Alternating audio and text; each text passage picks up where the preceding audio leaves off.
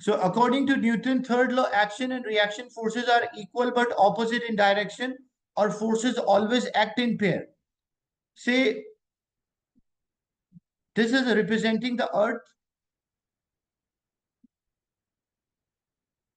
and there is an object placed on the earth. So according to Newton's third law, when there is an action force, there will be equal reaction force, but an opposite direction. So example, if the earth is pulling this object, we call that as the weight. Example, the weight of this object is 100 Newton. So according to Newton pair forces, the object will also pull the earth, and object will pull the earth with the same amount of force but in opposite direction. And the two pair forces, there whenever Newton pair forces are there, they're always acting on two different objects. As you can see, the weight is a force acting on the object, and this force is a force of the object acting on the earth. And the Newton pair forces are acting in the same line. What does it mean, acting in the same line? When we draw a line from one force to another, they will lie on the same plane. So Newton pair forces always act on the same line. It's not like if one of the force I draw another one, are they a pair force? No. Because to be a pair force, they should always act on same line. And they should act on the two different objects. So according to Newton's third law, forces always act in pair. Action and reaction forces are equal but opposite in direction. So if you're standing on the ground, if we consider, say this object is there, the same object we are considering on the ground. So this object exert a downward force on the ground because of its weight. So as a result, what will happen? The ground will also apply an upward force on the object. So if there is a downward force of 100 Newton, what will be the upward force on this object? The upward force will also be 100 Newton. In the same line, acting on two different objects, because this downward force is on the ground and this upward force is on the object, which is also known as the normal contact force. Is it clear, this one?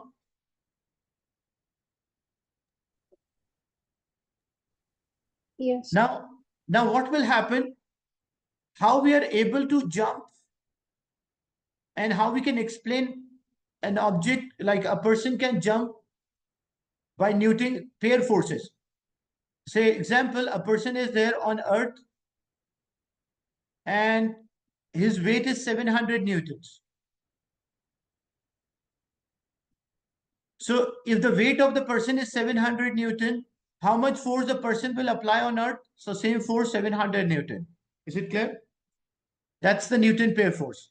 If we see this on a ground level, like if we consider only the ground, a person is there standing.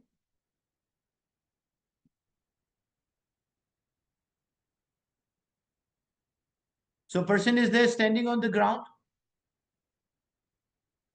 So his weight, which is 700 Newton, is acting downward. So there's a force of 700 Newton.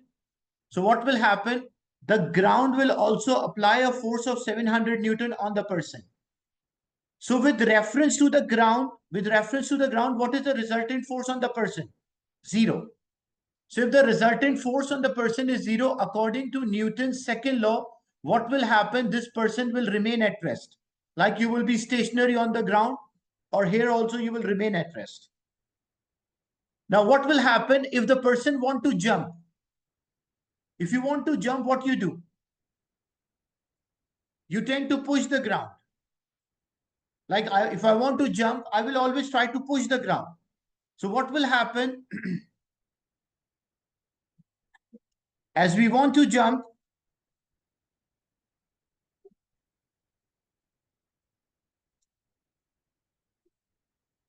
we push the ground.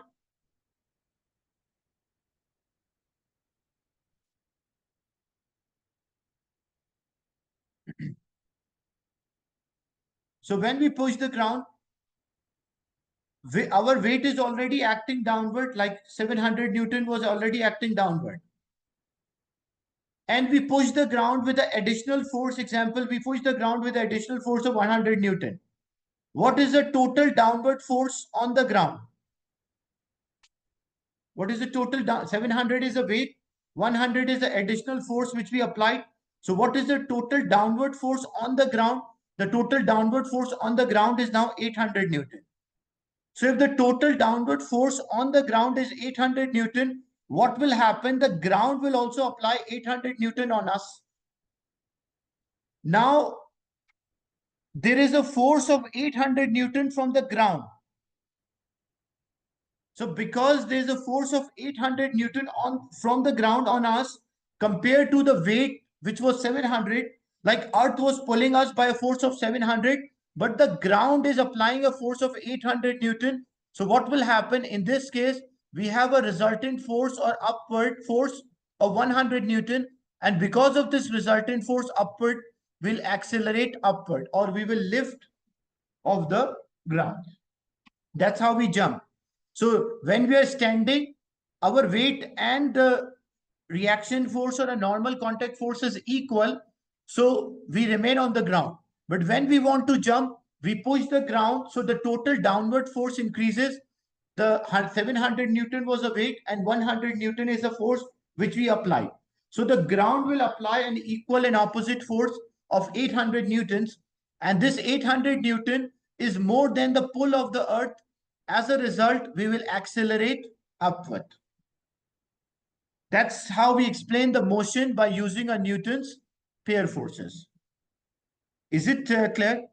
Newton, this is a Newton first, a third, and the second and the third law we use. Is it clear this point? Anyone having a doubt or a question till this point?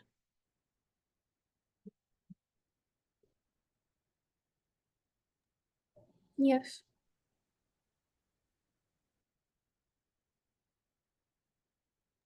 Yes, sir. So example, say you're in the car or a bus.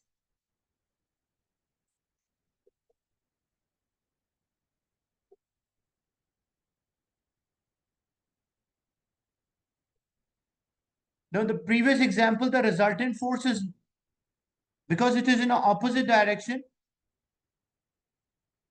See, the total, the 700 Newton is our weight and 100 Newton is the additional force which we applied. So what is the total downward force applied on the ground? The total downward force applied on the ground is 800. So as a result, the ground will apply an 800 Newton on us.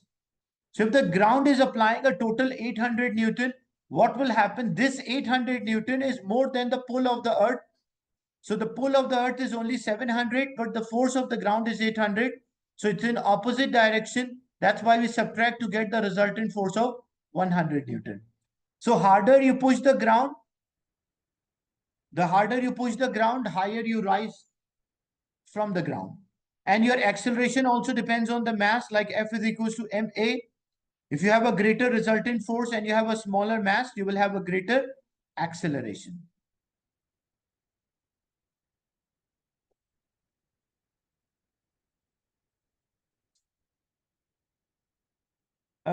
Example, say a truck is carrying a load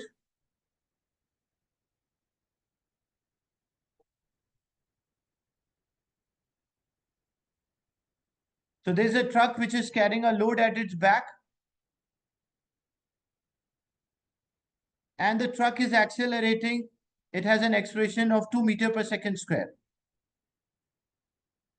This box is stationary. What is the acceleration of this box? This box is stationary on the truck. What is the acceleration of this box?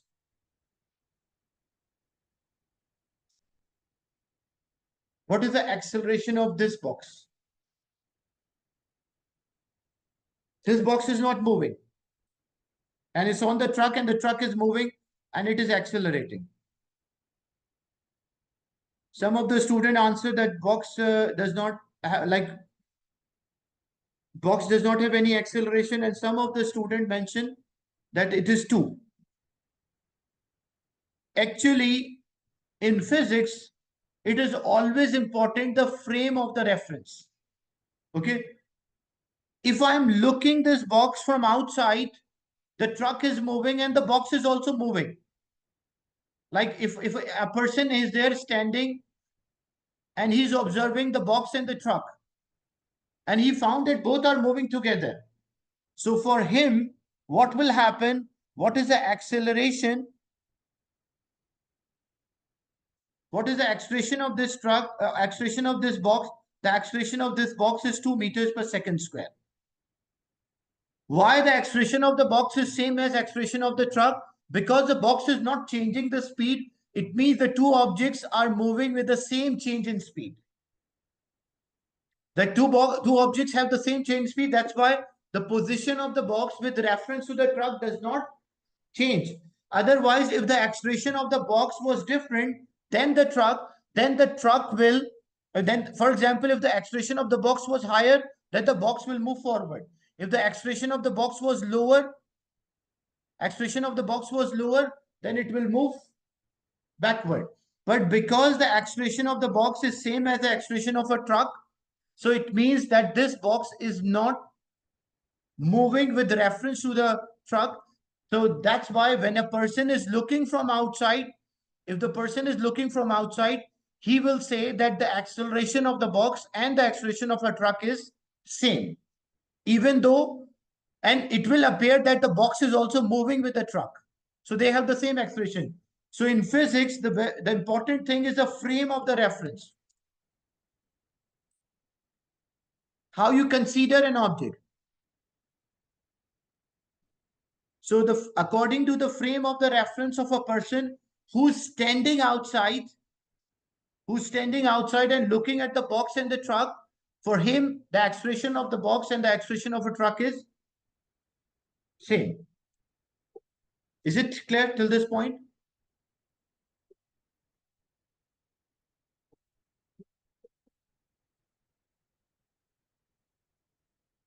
Any doubt in this, the frame of the reference? No, sir. So acceleration is same. Yeah, acceleration for the box and the acceleration of the truck is same. That's according to a person who's looking from outside. But what if there's another person inside the truck and that is not able to see anything from outside? Say now the truck is covered and there's a person inside the truck. He cannot see anything from outside. For him, what is the acceleration of this box? For a person looking from inside, what is the acceleration of this box?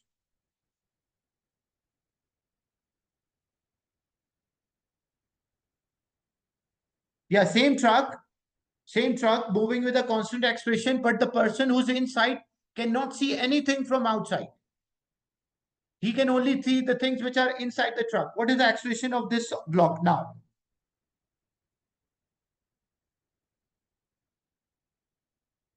So acceleration of this truck is the acceleration of the box is 0 for him. Because for him, the box is not at all moving with reference to the surrounding. So with reference to the surrounding, if it is not moving, for him, the acceleration is 0. So as I mentioned, the frame of the reference is always important whenever we talk about the accelerations and the motion. So for a person who's looking a box from inside and he don't see anything from outside, for him, the acceleration of a box is 0 because it is not at all moving. But for a person looking at the box and the truck, both are moving together. And that for him, even if a person is able to, like a person from outside, he's able to see a person who's inside. So in that case, the acceleration of the person, acceleration of the box, acceleration of the truck, all are same. Is it clear now? The concept of the frame of a reference? Any question or doubt till this point? No, sir. So both are correct. Yes, both are correct depending on the frame of the reference. As I mentioned, it's important in physics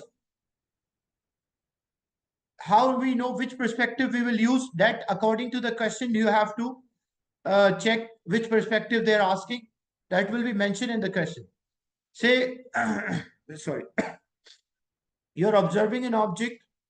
Say a train is moving.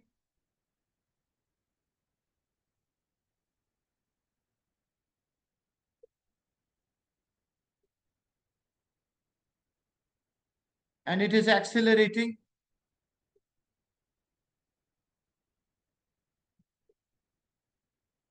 And there's a person inside and there's a person outside. The train has an acceleration example 5 meters per second square. But the person is sitting on the chair.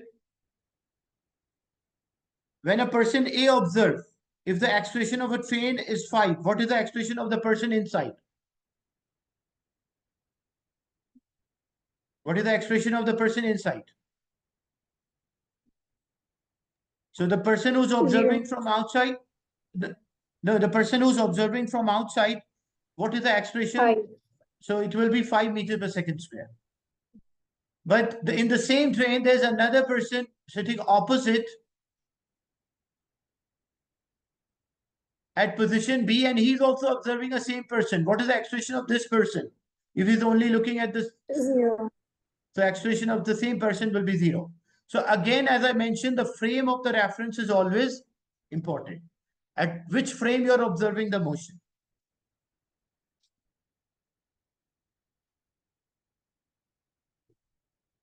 So the Newton pair forces, as we discussed, like a Newton pair forces always act in pair. Example, the man is standing on the floor. So a person is standing on the floor. List all the forces acting on him and find their Newton pair force. First thing, the weight of the man is acting downward. Whenever we mention a weight, remember one thing, whenever you mention a weight, the pair force is always, because weight is a force of the gravity, the gravitational force acting. So what is the pair force for the weight? It's always a force on the planet by the object. So example, if we say the force, which is weight, where weight is acting on the man. And the direction, like attraction force on the earth from what is the pair force of this? The pair force will be the force of the man on the earth, which is to pull the object up. Then there's also another force, like example, the man is pushing the ground downward. So what is the contact force? The contact force will be the upward. But when I draw the pair forces, I should always draw in the same line. So if there's a downward force on the ground, there will be an upward force, a normal contact force acting upward. So the push from the ground, which is acting on the man, and there will be a normal contact force from the surface.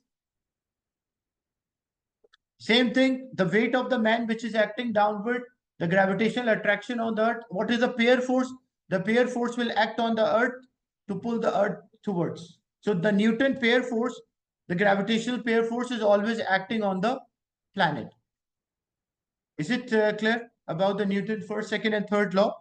Tomorrow we'll do the questions as well related and examples. Any question or doubt related to this topic? The Newton's 3 laws?